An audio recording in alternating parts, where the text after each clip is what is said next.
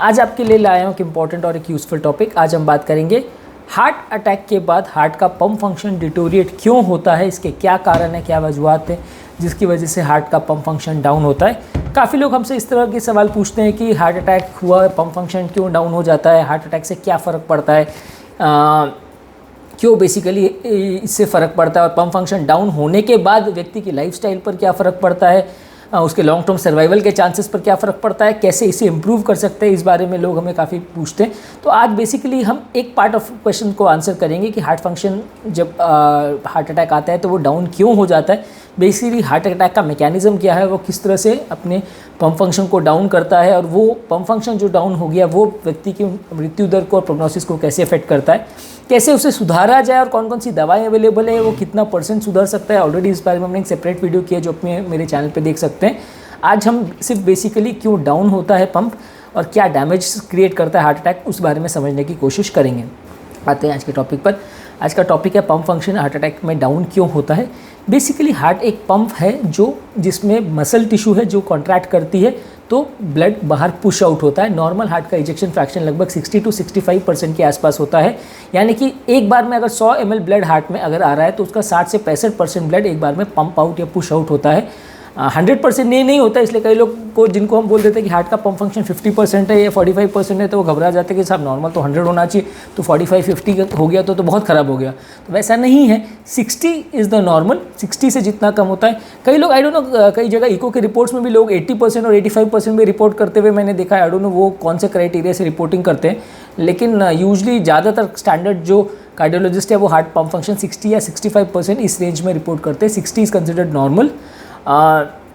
जब heart attack आता है तो बेसिकली हार्ट का ये जो पंप है, ये टिश्यू है, उसको जो हार्ट की नलियां हैं वो ग्लूकोज और ऑक्सीजन सप्लाई करती हैं।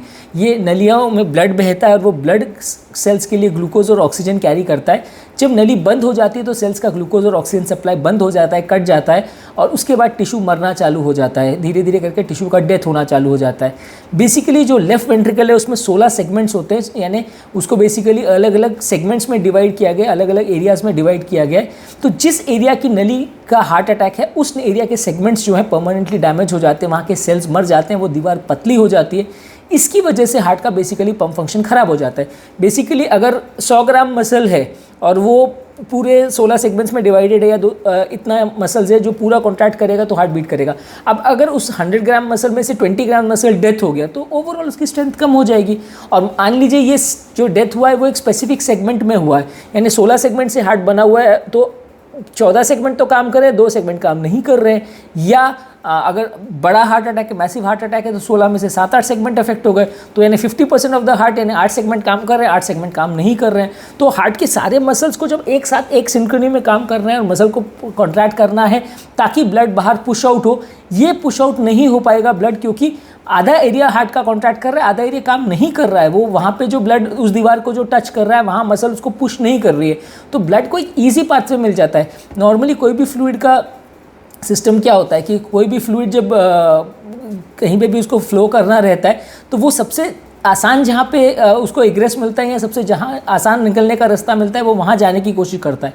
इसलिए जब हार्ट टिश्यू डैमेज हो जाता है तो जो एरिया कॉन्ट्रैक्शन नहीं कर रहा है वहाँ पे ब्लड ज़्यादा इकट्ठा हो जाता है और ब्लड बाहर निकलने की कोशिश नहीं करता। वो ऐसा इसलिए नहीं करता क्योंकि हृदय से बाहर जब निकलता है तो मेन नलियों का प्रेशर काफ़ी ज़्यादा होता है। 100-120 जैसा जो एक्सटर्नल अपना ब्लड प्रेशर, लगभग उतना प्रेशर नलियों का होता है। अब उतने प्रेशर में निकलने के बदले हार्ट उस एरिया में ब्लड उस एरिया में जाने की कोशिश करता है जहाँ पे कॉन्ट्रैक्टिलिटी नहीं है, क्योंकि उस एरिया में प्रेशर जनरेट नहीं होता, उस एरिया में हार्ट ब्लड को धक्का नहीं मिलता है। बाकी एरिया से ब्लड को धक्का मार के मसल्स निकालते हैं कि नहीं तुम बाहर निकलो, हमारा इंटरनल प्रेशर और भी ज़्यादा है तो तुम्हारे लिए बेटर है कि तुम बाहर चले जाओ और बड़ी नलियों को ब्लड सप्लाई करो। लेकिन जो एरिया डेड हो गया, काम नहीं कर रहा है, वो एरिया में वो धक्का मसल जो है ब्लड को नहीं दे पाएंगे, तो इसलिए ब्लड जाके वहाँ पे इकट्ठा हो जाएगा, क्योंकि वहाँ पे उनको वो प्रेशर नहीं मिल रहा, वो पुश नहीं मिल रहा कि उन्हें हार्ट से बाहर निकलने की ज़रूरत है। वो अपनी जगह पर इकट्ठा हो जाएंगे और वहाँ पे ब्लड एक्यूमुलेट होने की कोशिश करेगा और इवेंचुअली होगा ये कि हार्ट का कॉन्ट्रैक्टिलिटी कम होने की वजह से ब्लड उतना फोर्सिबली नहीं निकलेगा। इसीलिए पंप फंक्शन जब डाउन होता है तो कॉन्ट्रैक्ट ओवरऑल जितना इजेक्शन फ्रैक्शन है वो डाउन हो जाता है। नॉर्मल इजेक्शन फ्रैक्शन जो है अगर आप मान के चलिए 60-65% है, तो जब हार्ट डाउन हो जाता है तो कितने सेगमेंट्स डैमेज हुए उसके हिसाब से हार्ट पंप फंक्शन कभी 5% डाउन होता है, कभी 10%, कभी 15%, अलग अलग केसेस में अलग अलग ड्रॉप उस पंप फंक्शन में देखने को मिलता है। अगर मैसिव हार्ट अटैक है जिसने 8-10 सेगमेंट्स को डैमेज किया है तो पंप फंक्शन और ज़्यादा डाउन होगा। अगर माइनर अटैक है जिसने एक आध सेगमेंट को अफेक्ट किया है तो पंप फंक्शन कम डाउन होगा। यानी कि कितने सेगमेंट्स अफेक्ट हुए हैं वो भी डिसाइड करते हैं कि पंप फंक्शन कितना डाउन होगा। कौन सी नली इन्वॉल्व है वो भी डिसाइड करती है। और हर नली नंबर ऑफ सेगमेंट जो सप्लाई करती है वो सेम नहीं होता। ऐसा नहीं है कि हार्ट में 3 नली है और 16 सेगमेंट है तो हर एक नली 5.5 या 5.25 सेगमेंट्स को सप्लाई करेगी। ऐसा कोई सिमेट्रिकल डिस्ट्रीब्यूशन नहीं है। जो लेफ्ट हैंड डिसेंडिंग आर्टरी है वो ज़्यादा एरिया सप्लाई करती है, उसकी छोटी छोटी ब्रांचेस कम एरिया सप्लाई करती हैं। राइट साइड की आर्टरी है, सर्कमफ्लेक्स आर्टरी, वो अलग अलग एरियाज़ को सप्लाई करती हैं। तो ऊपर वाले ने हर नली को कौन से एरिया को सप्लाई करना है वो डिवाइड और डिस्ट्रीब्यूट कर दिया है। वो आपस में एक दूसरे के साथ कॉन्फ्लिक्ट नहीं करते हैं। हाँ, ये है कि अगर एक नली बंद हो जाए तो दूसरी नली उस एरिया को या उस नली को थोड़े कोलैटरल सप्लाई कर सकती है ताकि एडिशनल उसका काम चलता रहे, वो टिश्यू मरे नहीं। लेकिन ओवरऑल ये देखा जाता है कि जो नली बंद हो गई उस एरिया में जितने सेगमेंट्स को वो सप्लाई कर रही थी वो सेगमेंट्स काम करना बंद कर देते हैं, जिसकी वजह से हार्ट का पंप फंक्शन हार्ट अटैक के बाद डाउन हो जाता है। एक और कॉन्सेप्ट होता है जिससे हार्ट का अन्यूरिज्म बोलते हैं। अन्यूरिज्म के बारे में मैंने ऑलरेडी एक सेपरेट टॉपिक किया जो आप मेरे चैनल पे देख सकते हैं। अन्यूरिज्म में क्या होता है कि जो एरिया डेड हो गया वो इतना ज़्यादा पतला हो जाता है कि वो गुब्बारे जैसा फूल जाता है। तो जब हार्ट की बास्की मसल कॉन्ट्रैक्ट करती है तो वो एरिया बाहर निकल जाता है, क्योंकि वो एरिया में इतना कम ताकत है कि वो अंदर कॉन्ट्रैक्ट करने के बदले बाहर निकल जाता है। यानी कि जब इंटरनल प्रेशर बढ़ता है तो वो दीवारों का इतना ताकत भी नहीं रहता कि वो इंटरनल प्रेशर को झेल सके और वो बाहर बलून आउट कर जाता है। और कभी कभी वो बलूनिंग इतनी ज़्यादा भी हो सकती है कि वो बलूनिंग की वजह से वो एरिया फट भी सकता है, जिसे सूडो एन्यूरिज्म बोलते हैं। सूडो एन्यूरिज्म कई बार रप्चर होने की वजह से हार्ट व्यक्ति की सडन डेथ हो सकती है, इंटरनल ब्लीडिंग हो सकती है। तो ये भी एक अलग कॉन्सेप्ट है कि इस वजह से भी हार्ट का पंप फंक्शन डाउन होता है कि एक कई बार हार्ट के जो एरिया डेड हो चुका है वो एक एन्यूरिज्म बना देता है, एक पाउच जैसा बन जाता है जिसमें ब्लड आके बैठ जाता है। अब मान लीजिए हार्ट में ब्लड 100 ml है और ब्लड निकलना है लगभग 70-80 ml, लेकिन 20-30 ml ब्लड को निकलने के लिए या एक जगह पे भर जाने के लिए एक पाउच मिल गया। तो वहाँ पे क्योंकि कॉन्ट्रैक्शन नहीं है, वहाँ पे निकलने के लिए कोई फोर्स नहीं किया जा रहा है ब्लड को, तो ब्लड वहीं पे जाके बैठ जाएगा। हर बार जो 100 ml ब्लड आएगा हार्ट के अंदर उसमें से 20-30 ml 50 ml ब्लड उस एन्यूरिज्म के अंदर जाके बैठ जाएगा। तो ओवरऑल पंप फंक्शन और ज़्यादा डाउन हो जाता है।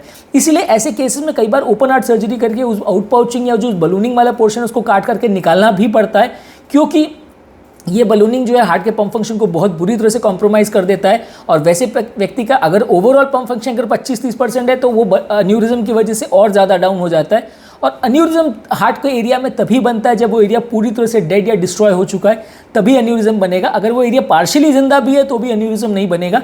इसलिए इको में अगर एन्यूरिज्म बनता है तो वो एक तरह का द्योतक है, एक तरह का चिन्ह है ये समझने के लिए कि वो एरिया पूरी तरह से डेड हो चुका है और किसी भी दवा से वो चीज़ रिस्पॉन्ड नहीं करेगी। अगर हार्ट का कोई सेगमेंट एन्यूरिज्म बन गया है तो वो एक तरह का लूज पाथवे है या एक इजी एग्रेस पाथवे है ब्लड के लिए कि ब्लड बाहर निकलने के बदले वो आउट पाउचिंग में जाके भर जाएगा और व्यक्ति की कॉन्ट्रैक्टिलिटी हमेशा ख़राब होगी। ऑब्वियसली इसको निकालना या काट के अलग करना सर्जरी बहुत बड़ी सर्जरी है, काफ़ी रिस्क है, इसलिए इसको करना इतना ईजी तो नहीं है। लेकिन हाँ, ये एक बहुत बड़ा प्रॉब्लम हो जाता है जो कि हार्ट अटैक के पेशेंट्स में कई बार, खासकर मैसिव हार्ट अटैक के पेशेंट्स में देखने को मिलता है, जिसकी वजह से और एक्स्ट्रा पंप फंक्शन डाउन हो जाता है। अब ये पंप फंक्शन डाउन होने से व्यक्ति की मृत्यु दर पर क्या फ़र्क पड़ता है? स्टडीज़ हैव शोन कि हर 5% जो पंप फंक्शन में इंप्रूवमेंट होता है, मृत्यु दर अगले 1-2 साल में हाफ हो जाता है। हर 5% जो पंप फंक्शन डिटोरिएट होता है तो मृत्यु दर डबल हो जाता है। यानी कि अगर किसी का पंप फंक्शन 30% है, 30 से 35 हो गया तो मृत्यु दर हाफ हो जाएगा, 35 से 40 हो गया तो और हाफ हो जाएगा, 40 से 45 हो गया तो और हाफ हो जाएगा। अगर वहीं 30 से 25 हो गया तो डबल हो जाएगा, 25 से 20 हो गया तो और डबल, 20 से 15 तो और डबल। यानी कि हर 5% जो पंप फंक्शन में वेरिएशन होता है, मृत्यु दर हाफ या डबल हो सकता है।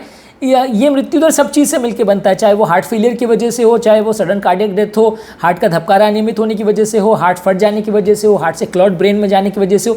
हर तरह के कॉम्प्लिकेशन पंप फंक्शन पर ही डिपेंड करते हैं। इसीलिए व्यक्ति का ओवरऑल सर्वाइवल उसके पंप फंक्शन पर डिपेंड करता है। इसलिए हर बार जब भी पेशेंट इको के फॉलोअप के लिए जाता है या कार्डियक मेडिसिन का इफेक्ट भी हम देखना होता है तो सबसे इंपॉर्टेंट पैरामीटर जो हम जज करते हैं वो हार्ट का पंप फंक्शन है। उसको हमको असेस करना पड़ता है कि वो किसमें कितना इंप्रूवमेंट या डिटोरिएशन मिल रहा है। अगर उसमें इंप्रूवमेंट मिल रहा है तो इसका मतलब पंप फंक्शन काम, दवाई रिस्पॉन्ड कर रही है। इंप्रूवमेंट नहीं मिल रहा है तो इसका मतलब हार्ट फंक्शन खराब हो रहा है और दवाइयों को पेशेंट रिस्पॉन्ड नहीं कर रहा है।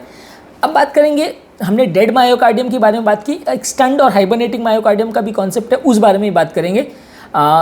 हार्ट की जब नली बंद होती है तो कुछ सेल्स हैं जो ब्लड सप्लाई बंद होने की वजह से सेल का ग्लूकोज ऑक्सीजन सप्लाई बंद हो जाता है, तो सेल मर जाते हैं, सड़ जाते हैं, वो डेड हो जाते हैं। उसको फिर बाद में दोबारा रिकवर नहीं कर सकते। एक बार अगर वो सेल मर गए तो वो पुनः रिकवर नहीं किए जा सकते।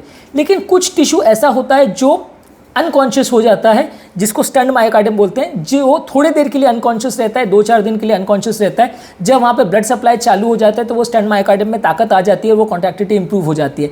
इसलिए जब हार्ट अटैक के तुरंत में पेशेंट आता है, हम उसका इको देखते हैं तो पंप फंक्शन काफ़ी ख़राब दिखता है। उस समय इको से हम एग्जैक्टली प्रेडिक्ट नहीं कर सकते कि ओवरऑल पंप फंक्शन में कितना इंप्रूवमेंट होगा, लॉन्ग टर्म कैसा सर्वाइवल रहेगा, क्योंकि स्टंट मायोकार्डियम भी नहीं काम करेगा, हाइबरनेटिंग मायोकार्डियम भी नहीं करेगा और डेड मायोकार्डियम भी इको में आपको काम करता नहीं दिखेगा। अब इसमें डिफरेंशिएट कर पाने के लिए इको में यूजली इतना अंदाज नहीं पड़ता कि कितना टिश्यू एरिया स्टंट है, कितना डेड है और कितना हाइबरनेटिंग है। हालांकि दीवार कितनी पतली पड़ गई उस पर से थोड़ा अंदाज पड़ सकता है, लेकिन ओवरऑल स्टंट और हाइबरनेटिंग मायोकार्डियम को जज करने के लिए या तो थेलियम या टेक्नीशियम स्कैनिंग करना पड़ता है या कार्डियक एमआरआई करना पड़ता है।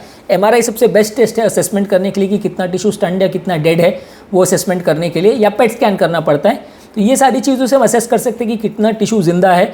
पर ये स्टंट मायोकार्डियम का पर्पस समझने का ये है कि पहले दिन जब हार्ट अटैक के बाद पेशेंट हमारे पास आता है तो उसका पंप फंक्शन बहुत ज़्यादा डाउन मिलता है। नली खोलने के 1-2 दिन के बाद ये स्टंट मायोकार्डियम में ताकत आ जाती है और वो कॉन्ट्रैक्शन चालू कर देता है, तो पंप फंक्शन में सिग्निफिकेंट इंप्रूवमेंट मिलता है।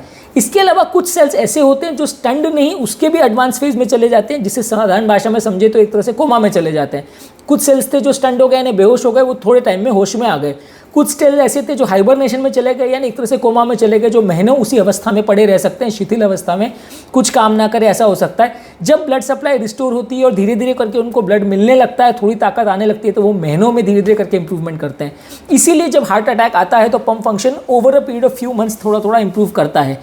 किस पेशेंट में कितना स्टंट मायोकार्डियम है, कितना डेड मायोकार्डियम है और कितना हाइबरनेटिंग मायोकार्डियम है, इस बात पर डिपेंड करता है कि लॉन्ग टर्म में टिश्यू में पंपिंग फंक्शन में कितना इंप्रूवमेंट आएगा ट्रीटमेंट के बाद और कितना नहीं आएगा।